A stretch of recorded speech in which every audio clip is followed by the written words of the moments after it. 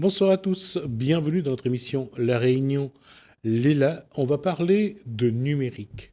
Qu'est-ce que le numérique peut faire encore aujourd'hui pour nous aider, pour améliorer notre cadre de vie? On va poser la question à quelqu'un qui cherche en tout cas à le faire. On voit ça dans Cosmo Réunionnais.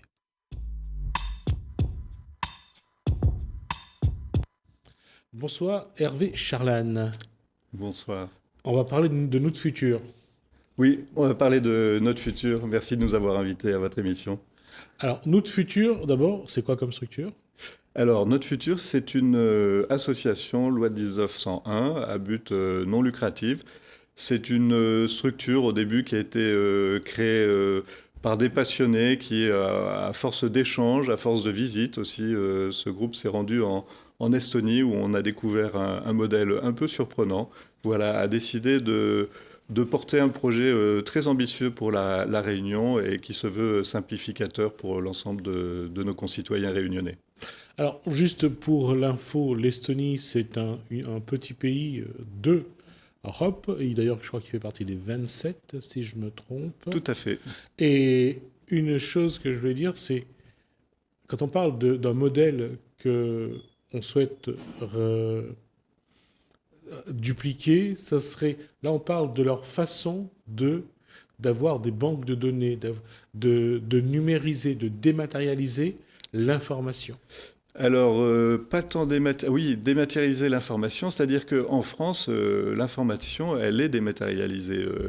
Toutes les institutions publiques ont des banques de données. La CAF a des banques de données, les impôts ont des banques de données, les mairies ont des banques de données, l'État a des banques de données. Simplement, ce que l'Estonie a fait de plus que la France, c'est de dire, mais ces données, plutôt que de dupliquer l'information, est-ce qu'on ne pourrait pas simplifier les choses ?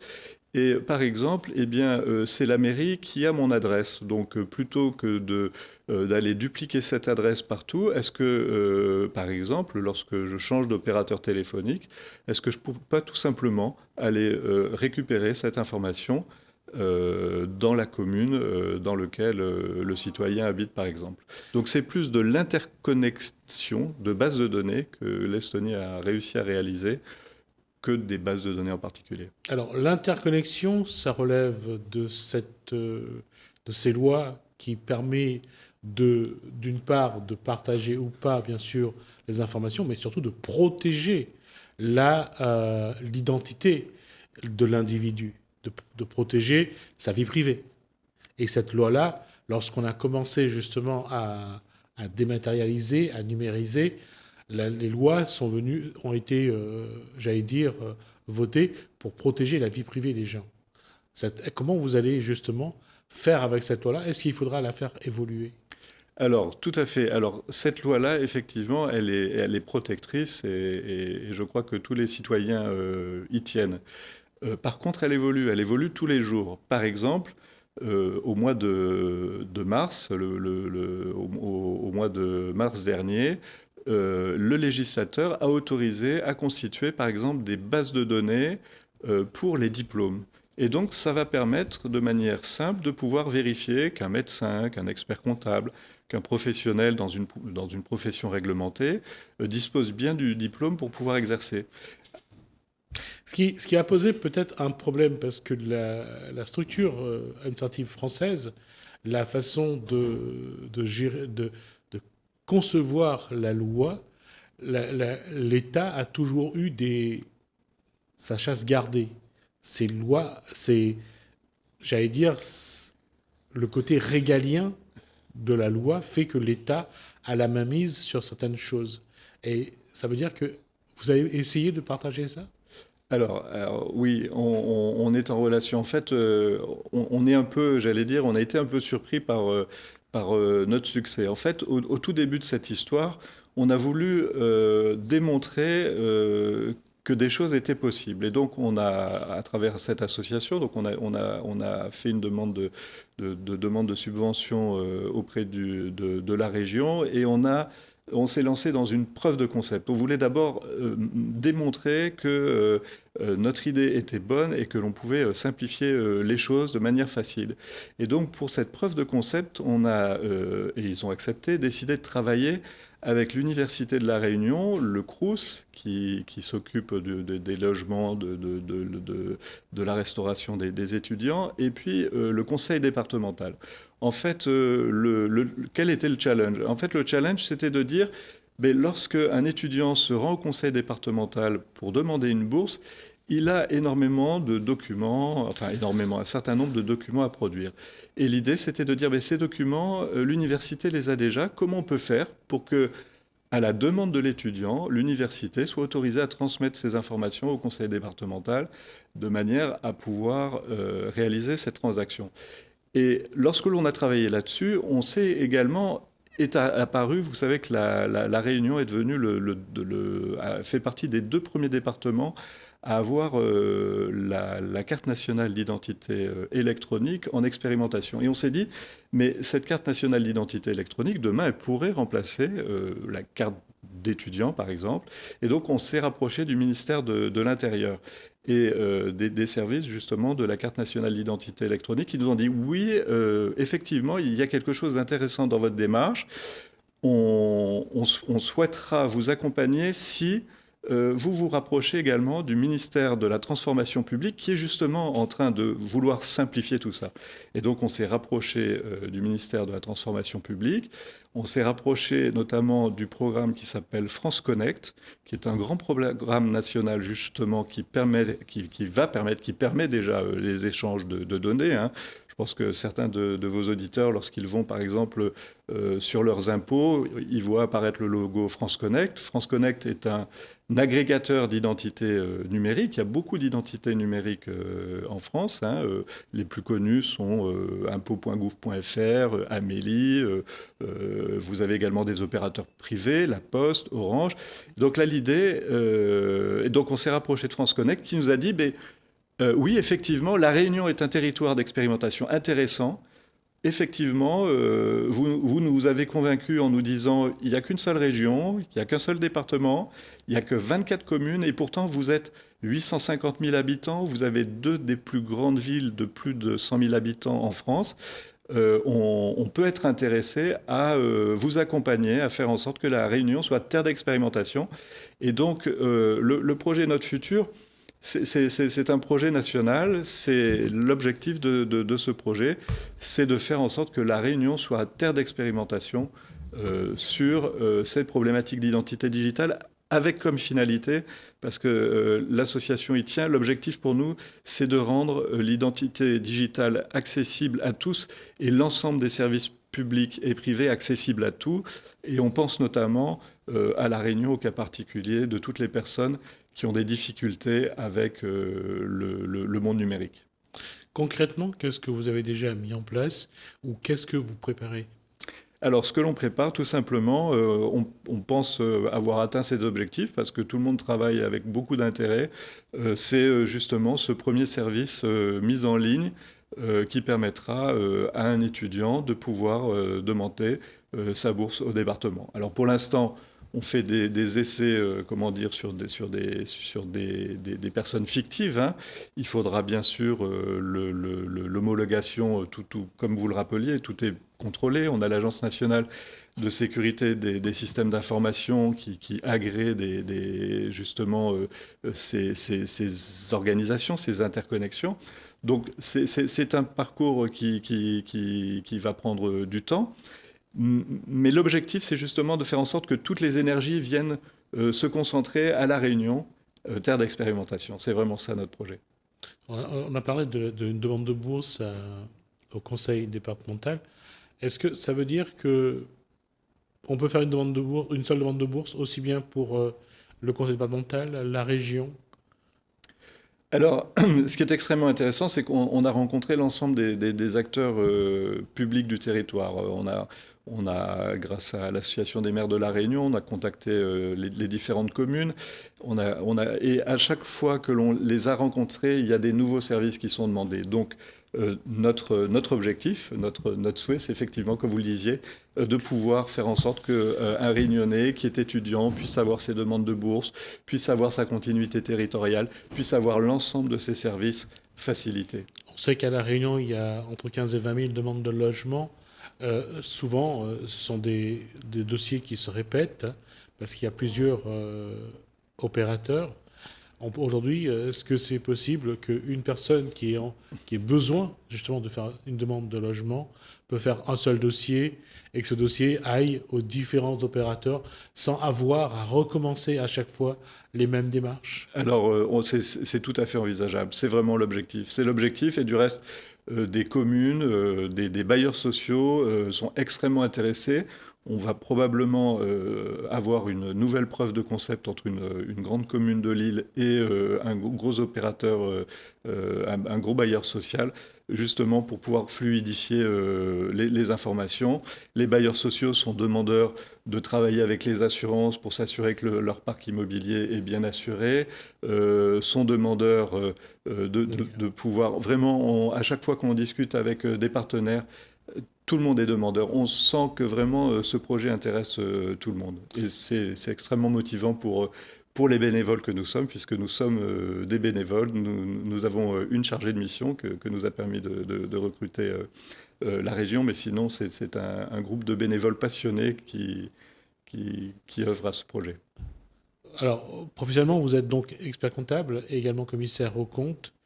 Pour les entreprises, ça peut être aussi quelque chose d'intéressant de dire que vous pouvez avoir accès aux éléments de l'entreprise, que ce soit aux impôts, que ce soit à la caisse de sécurité sociale.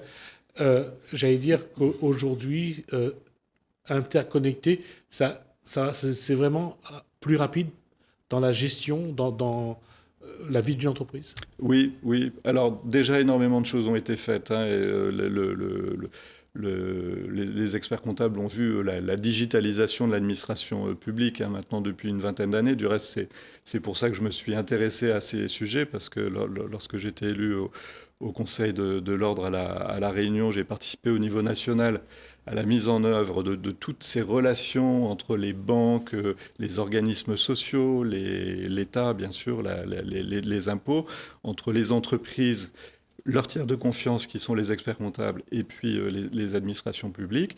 Beaucoup de choses ont été faites, mais on peut aller beaucoup plus loin. Par exemple, pour prendre l'exemple du petit chef d'entreprise qui répond à des appels d'offres, eh bien, plutôt que d'aller demander une attestation à la sécurité sociale comme quoi il est à jour de ses cotisations au niveau des impôts, tout simplement, demain, une collectivité, un artisan dépose son dossier, la collectivité peut très bien aller elle-même chercher les informations grâce au numéro SIRET du chef d'entreprise. Elle peut elle-même aller chercher toutes ces informations qui sont disponibles si elle y est autorisée, mais la loi a déjà organisé cet environnement. À partir du moment où une collectivité a besoin d'une information, on l'autorise à aller la chercher. Et donc tout ça faciliterait grandement la vie des entreprises. C'est un exemple parmi d'autres. Quand on creuse, quand on tire la ficelle, on se rend compte qu'il y en a vraiment énormément. La, la- la question reste toujours, pour un petit chef d'entreprise, hein, est toujours la même, c'est le temps. C'est le temps de faire tout ça, d'avoir accès à ces techniques. Et ça demande quand même un temps d'apprentissage, de maîtrise. Et parfois, le chef d'entreprise n'a pas le temps. Il faut, dans ce cas-là, c'est vraiment avoir des prestataires qualifiés, capables de répondre aux exigences des chefs d'entreprise. C'est vrai que pour l'ensemble des citoyens, quelle que soit leur casquette, que ce soit une casquette de chef d'entreprise ou de citoyen, notre société est en train de se moderniser, se numériser à vitesse grand V. Hein. On voit les exemples de multinationales qui se sont constituées en quelques années avec des valorisations extrêmement fortes. Tout ça, en fait, c'est vraiment une vague qui est en train, entre guillemets, de déferler dans nos vies privées, dans nos vies professionnelles.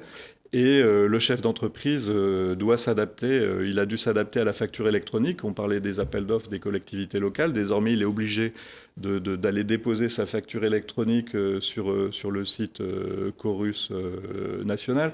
Donc, d'ores et déjà, on lui impose de se numériser. Et effectivement, il faudra soit qu'il acquiert les compétences ou qu'il les fasse acquérir à son personnel, ou alors qu'il trouve des prestataires pour l'accompagner sur ces nouveaux sujets. En 2024, la facture électronique sera une obligation et donc là, le chef d'entreprise aura dû s'adapter au niveau de ses logiciels de facturation, etc. Il y a aussi deux éléments que vous allez devoir prendre en compte dans l'évolution de ce que vous faites. C'est à partir de 2030, il y aura plus de 100 000 personnes âgées à La Réunion. Toutes ne sont pas au fait du numérique, du digital. Il y a, selon les chiffres qu'on donne à chaque fois, plus de 150 000 personnes illettrées à La Réunion. Attention, quand on dit illettrés, ce n'est pas forcément analphabète. C'est des gens qui ne maîtrisent pas toutes toutes les notions de l'alphabet.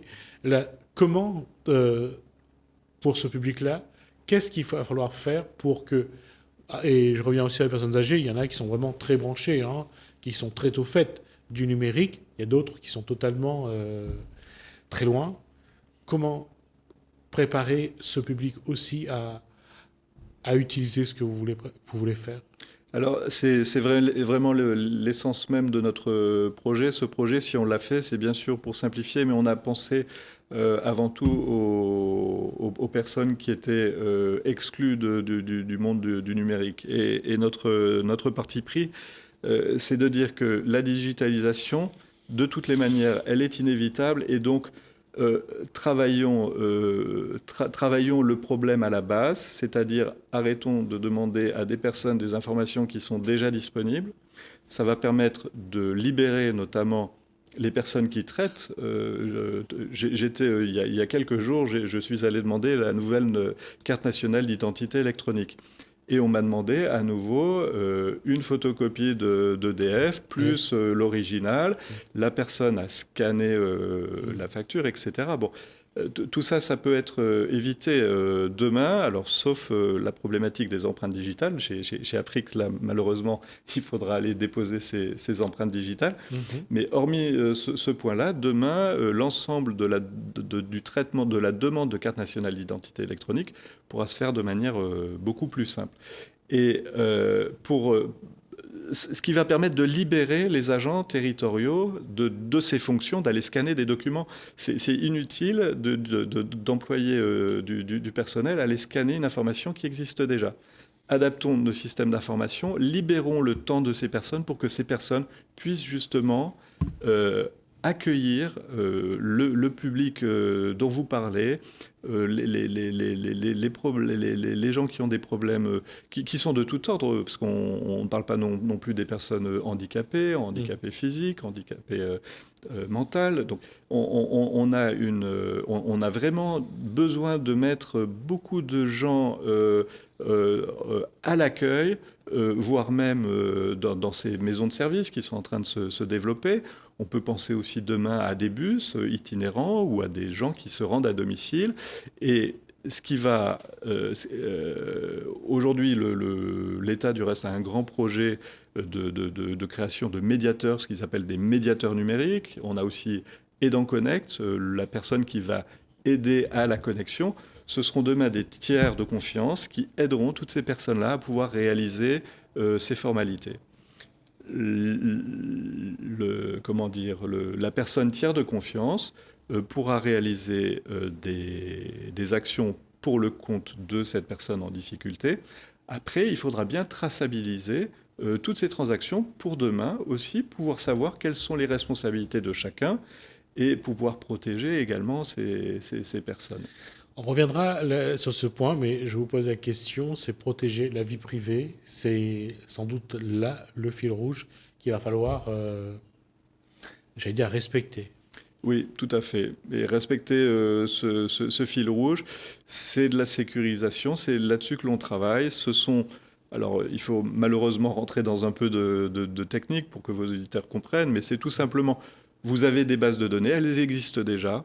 La technologie, c'est quoi? C'est tout simplement d'avoir des serveurs qui vont pouvoir dire telle personne est autorisée à demander telle information à telle autre personne. Et donc, je l'autorise à donner cette D'accord. information, je crypte l'information, je m'assure que pendant tout son chemin, elle est cryptée, elle ne peut pas être lue, je la délivre à la bonne personne, je m'assure que c'est bien la bonne personne, et de ce fait, cette bonne personne va pouvoir décrypter l'information et pouvoir l'exploiter. Voilà, c'est l'enjeu.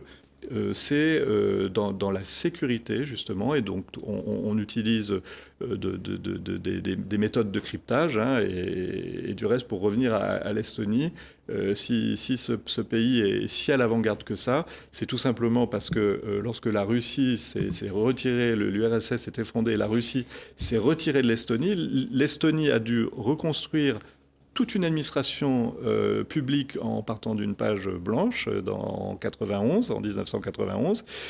Et la première chose qu'elle a fait, avec l'aide des Américains, parce que la Russie étant limitrophe de l'Estonie, et forcément pendant un certain nombre d'années, c'était très tendu. Et du reste, la première cyberattaque mondiale, c'est la Russie qui a attaqué l'Estonie en 2007, pour la petite anecdote. Et donc, l'Estonie a développé énormément ses connaissances en cryptologie. Et donc, mais maintenant, c'est ce que l'on retrouve partout. Et du reste, en France, nous avons beaucoup de leaders français dans ce domaine-là. Et donc, on a toutes les compétences en France pour pouvoir réaliser les mêmes choses à la française, parce qu'effectivement, nous avons notre histoire, nos valeurs. La France, c'est pas l'Estonie. Mais on peut également, de manière générale, et notamment auprès de nos amis européens qui ont les mêmes exigences en matière de... On a beaucoup parlé du RGPD, hein, ce règlement justement destiné à protéger les données privées. Mais l'Estonie fait partie, comme vous le rappeliez, de l'Europe, et donc leur système est RGPD natif. Dès le début, ils ont intégré cette réglementation dans leur... il avait même largement anticipé. Hervé Charlène, on est arrivé, on a dépassé déjà le temps qui nous est imparti sur ce sujet. Ce que je vous propose, c'est que quand vous ressentez le besoin, vous revenez, on développe un petit peu plus le travail que vous êtes en train de faire pour justement,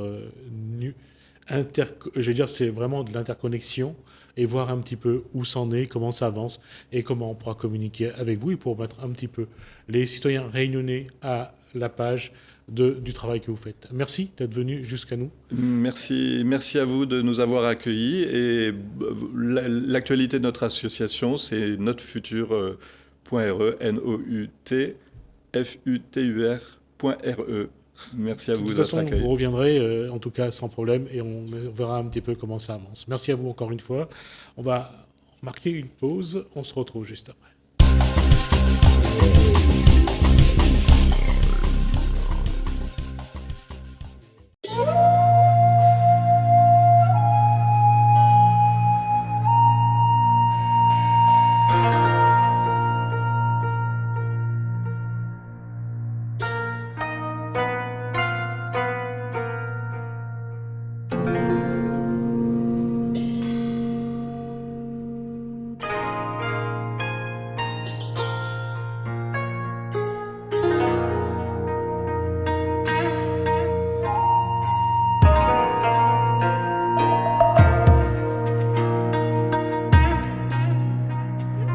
Vous avez vu sur le parking, il y a une partie qui a du broyat comme là. Ouais. Ça évite déjà qu'il y ait de l'érosion du sol quand il y a de la pluie, ça évite de la poussière aussi. Et vous allez voir, ça nous a fait un grand bien. Donc quand vous retournerez sur le parking de la voiture, vous verrez le travail qu'on a abouti sur ce qu'on va faire dans la visite du jardin par rapport à sur quoi on est parti. On est parti sur un sol pauvre, où toute la partie la plus riche a été balayée. L'escargot, s'il mange ça, il ne mange peut-être pas d'autres choses. En fait, ça entretient les escargots. Voilà, ça entretient la population, mais au bout d'un moment, toutes les populations dans un environnement s'équilibrent. Donc dès qu'on produit plus que tout système forestier produit énormément. Donc toutes les populations, même animales ravageurs, finissent de s'équilibrer. Et il y a des tangs qui, je crois, j'espère, en tout cas, on attrape quelques-unes, des limaces et escargots. Ils sont présents, donc le temps que je nourrisse bien les escargots et que les tangs fassent leur prédation, j'aurai ensuite la possibilité, quand il y aura assez de salade qui arrive à pousser, parce qu'on verra la problématique dans le potager, je ne les ferai pas toutes manger par les escargots. Ce qui n'est pas trop le cas d'ailleurs, ils m'épargnent les salades, mais ils n'épargnent pas les choux. Et juste pour compléter sur le terrassement, en fait, on a dû terrasser pour faciliter en fin de compte le passage des fauteuils roulants ou adapté aux personnes porteuses de handicap. En fait. On va le D'où voir. pourquoi on a adapté le terrain. On y va? Donc toute cette partie-là, on a commencé à arroser les bananiers pour installer notre première production depuis 1 an qu'on arrose un peu mieux. On a un régime derrière vous.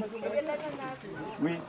Et pareil, de fait de mettre du broyat, on a des conditions d'arrosage qui perdurent pour que le plant se sente suffisamment nourri en eau. Et du coup, se lance pour quelques-uns dans leur floraison, leur fructification. Voilà.